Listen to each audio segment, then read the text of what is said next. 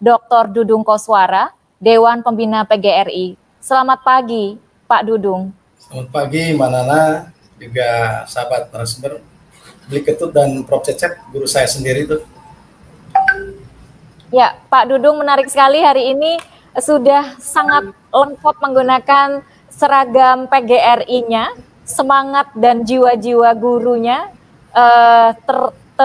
terlihat jelas gitu ya lewat penampilannya begitu. Saya ingin bertanya banyak sekali mengenai guru-guru di Indonesia nih, Pak Dudung. Setelah mendengarkan tadi rencana dan model guru penggerak dari Mas Menteri, kemudian juga dari Pak Budi tadi dan juga Prof. Cecep mengenai permasalahan-permasalahan yang ada.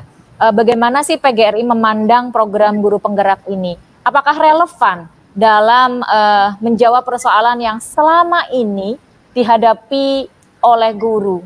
Sejauh ini terutama di masa pandemi ya Pak Dudung, di mana kita lihat banyak sekali kendala-kendala dari guru untuk mengembangkan kompetensi dan juga mengajarkan kepada anak-anak didiknya, kepada peserta didiknya, hingga proses pembelajarannya berkualitas di tengah situasi pandemi seperti ini. Ya, terima kasih. Hari ini memang spesial nih kita. Ada dari birokrasi pendidikan tadi, kemudian ada akademisi yang mengkritisi, kemudian ada praktisi, ini lengkap. Dan satu lagi saya mewakili organisasi profesi PGRI ya. Saya melihat bahwa upaya pemerintah dengan hadirnya program guru penggerak, kemudian hadirnya program sekolah penggerak, kemudian hadirnya program organisasi penggerak, ini adalah salah satu upaya. Kita harus menghargai sebuah upaya, sebuah niat baik yang digagas oleh Mas Menteri. Saya memandang ini hal yang sangat positif, yang merupakan satu langkah ya, di mana Mas Menteri pernah mengatakan bahwa dunia pendidikan kita sudah puluhan tahun, tapi lompatannya ini agak lambat ya. Perlu ada sebuah percepatan, bahkan perlu ada transformasi ya, transformasi pendidikan, sehingga dunia pendidikan kita harus bisa lebih baik. Jangan sampai tersalip oleh Vietnam, tersalip oleh Malaysia, dan kita pun bisa memandang wajah dunia pendidikan kita misalkan dari PISA ya. Nah, bila kita melihat tema hari ini terkait harapan dan tantangan guru berhubungan dengan kompetensi guru, memang ini satu tema yang cukup menarik, bahwa dunia pada umumnya berharap terhadap para guru. Jadi satu tema yang menarik di dunia ini adalah berbicara tentang guru. Kenapa? Karena guru melayani makhluk yang paling berharga di muka bumi, yaitu anak didik. Karena anak didik adalah dalam tanda petik makhluk yang paling berharga di muka bumi, yang akan menentukan masa depan bangsa, akan menentukan masa depan setiap bangsa. Maka kemudian ada satu entitas yang sangat menentukan bagaimana anak didik membawa sukses ke depan, yaitu para guru. Maka program guru penggerak menurut saya adalah bagian dari upaya bagaimana supaya proses pendidikan kita bertransformasi lebih baik dan tentu harus lebih cepat. Ya, dan tetapi Mbak Nana ya, yang namanya harapan dan kenyataan kan tidak selamanya sesuai ya.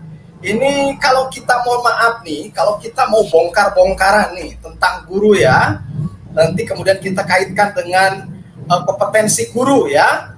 Kalau kita mau bongkar-bongkaran, memang menuntut guru untuk punya kompetensi yang sesuai, untuk menuntut guru profesional, untuk menuntut guru menjadi guru yang ideal, kompeten, memang itu adalah harapan kita semua. Tetapi Mbak Nana, perlu juga diingat, selain tuntutan guru profesional, ternyata faktanya di lapangan terjadi beragam kesulitan, terjadi beragam kondisi yang membuat guru transformasinya agak terjeda ya. Nah, di antaranya adalah bagaimana kesejahteraan guru. Mana mungkin di negeri ini masih ada guru honorer dengan gaji di bawah 500.000. Bagaimana kalau dia punya anak 2? Bagaimana dia punya anak lebih banyak 5, mau kuliah, mau sekolah. Jadi kesejahteraan guru di Indonesia ini harus menjadi pertimbangan juga. Kemudian terkait perlindungan profesi guru. bagaimana guru dituntut kompetensi, tetapi entitas profesi guru pun masih terjadi hal-hal yang sangat mengerikan. Ada guru yang meninggal, ada guru yang dilukai, ada guru yang diadukan, dan seterusnya. Jadi profesi guru benar-benar belum terlindungi. Kemudian karirnya, karir guru juga berbeda dengan karir struktural. Ada guru yang sudah jadi kepala sekolah, balik lagi menjadi guru. Ada guru yang berprestasi, ditempatkan di sekolah yang bermasalah. Kalau di struktural terus makin naik. Ini karirnya berbeda antara guru dengan para pejabat struktural. Kemudian terkait politisasi, Mbak Nana. Mohon maaf nih, ada oknum-oknum kepala daerah, ada bupati, gubernur, wali kota, seperti raja-raja kecil yang bisa mengintervensi eksistensi guru. Sehingga guru yang hebat bisa saja terjerembab karena dia bukan pendukung politik. Atau guru yang bermasalah, kemudian karirnya bagus karena dia mendukung politik. Kemudian ada diskriminasi lain terhadap guru. Ini selain tuntutan terhadap kompetensi guru ya, mohon ini harus dipahami dulu. Kemudian terkait organisasi profesi guru, Mbak Nana. Organisasi profesi guru seperti PGRI, alhamdulillah sebagai organisasi paling besar. Tetapi setiap organisasi profesi guru pun masih memiliki banyak kekurangan. Masih ada sengkarut organisasi profesi guru ya. Masih ada masalah di semua organisasi profesi guru. Idealnya bersatu dalam satu wadah yang besar. Kemudian terkait LPTK, Mbak Nana. LPTK atau lembaga atau perguruan tinggi yang mencetak guru juga jangan asal mencetak. Ketika asal dicetak, akhirnya guru yang disalahkan.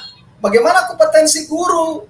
Sementara dia sendiri begitu mudah diluluskan dari lembaga pendidikan yang menghasilkan guru. Kemudian terjadi juga regulasi-regulasi yang merugikan guru, ya, di mana para guru tidak terlalu dilibatkan di lapangan sehingga regulasi itu tidak terlalu nyambung dengan kebutuhan guru. Jadi maaf, ke depan kita harus uji publik dan keterlibatan entitas guru harus lebih kuat lagi. Kemudian krisis guru, kekurangan guru real terjadi pada hari ini. Bagaimana sekolah negeri hanya ada 2 PNS-nya, kepala sekolah dengan gurunya semua diajar oleh honorer. Sementara gajinya berapa? Ada 300.000. Mana bisa anak didik disejahterakan, dimerdekakan oleh pendidik yang tidak merdeka. Makanya pengangkatan guru menjadi ASN atau P3K ini adalah regulasi yang harus benar-benar didukung. Tentu mempertimbangkan kualitas, tentu mempertimbangkan usia, mempertimbangkan pengabdian. Ya, jadi kompetensi guru boleh dituntut, tetapi faktor-faktor lain yang harus dipenuhi oleh pemerintah dan pihak-pihak lain terhadap guru dipenuhi dulu, ya. Jadi berbicara tentang harapan dan kenyataan tentang kompetensi guru, ini pembicaraan yang tidak akan pernah berhenti. Dituntut tetapi punya masalah. Itu diantaranya, Mbak Nana. Jadi mudah-mudahan Pak Dudung, kita lebih baik. Kalau yang jelas karir dari guru penggerak, terus bagaimana dengan guru swasta yang mengabdi di sekolah swasta? Apakah ada juga manfaat dari program guru penggerak ini bagi guru-guru yang dari kalangan guru swasta? Silakan Pak Dudung, silakan dijawab pertanyaan dari Andi Hakim. Ya, terima kasih Bapak Andi Hakim. Pertanyaannya yang sangat kritis dan menjawabnya juga harus muter-muter nih. Ya, yang namanya menuntut ilmu itu tidak ada yang percuma.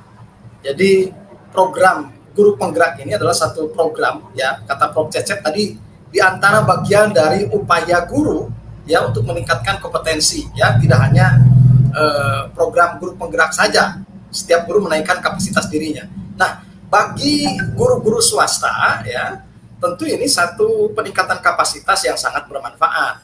Kalau di guru-guru negeri memang kebijakan baru bahwa rekrutmen kepala sekolah itu nanti akan, atau rekrutmen kepemimpinan kepala satuan pendidikan itu nanti akan dicomot dari guru-guru penggerak. Ini sangat positif ya, walau tentu ada beberapa kritik dari kawan-kawan. Nah, bagaimana di sekolah swasta? Sahabat guru yang ada di sekolah swasta, tentu yayasan atau pimpinan di sekolah swasta pun bisa mempertimbangkan eranya mengapresiasi guru-guru penggerak atau guru-guru swasta yang memiliki kapasitas lebih sehingga dia layak diapresiasi, diseleksi menjadi pimpinan satuan pendidikan. Mbak Nana, yang sangat lucu adalah mohon maaf nih, kembali saya coba sitir masa lalu ya, Mbak Nana, kalau ingin menjadi kepala sekolah, mohon maaf ya, terutama di sekolah negeri, ini penuh gosip penuh gosip. Karena untuk menjadi seorang kepala sekolah, terutama kepala SMA, SMK ya, terutama kepala SMA, SMK, ini seleksinya ada 2 jalur ya. Satu, jalur gosipnya nih, jalur relasi, yang kedua, jalur prestasi. Sayangnya, jalur relasi inilah dulu yang jauh lebih mengemuka. Pokoknya ada tanda tangan dari pejabat, jadi aja kepala sekolah. Sekarang dengan ada program guru penggerak, maka dari guru-guru hebat yang jauh dari relasi-relasi tertentu, dia punya peluang untuk menjadi pemimpin satuan pendidikan. Saya sangat mengapresiasi ya, sangat mengapresiasi program ini, di mana nanti LP2KS yang ada di Solo berubah bentuk nanti ya, sehingga guru-guru penggerak punya peluang untuk lebih semangat. Walaupun awalnya masuk di program guru penggerak ini bukan bertujuan menjadi kepala sekolah. Seiring perjalanan waktu ternyata punya peluang untuk menjadi untuk menjadi kepala sekolah. Nah, tadi bagi sahabat guru swasta, tetap semangat, ilmu tetap bertambah, rezeki tidak akan tertukar.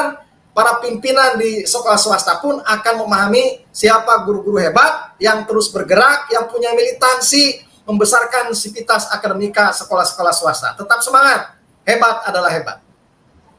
Baik, Pak Dudung, terima kasih atas jawabannya. Jadi tetap semangat ya untuk guru-guru swasta, tetap bisa kok meningkatkan akselerasi dan juga kompetensinya lewat berbagai program peningkatan kompetensi. Terima kasih Pak Dudung. Corong Edukasi, pusat informasi pendidikan terupdate.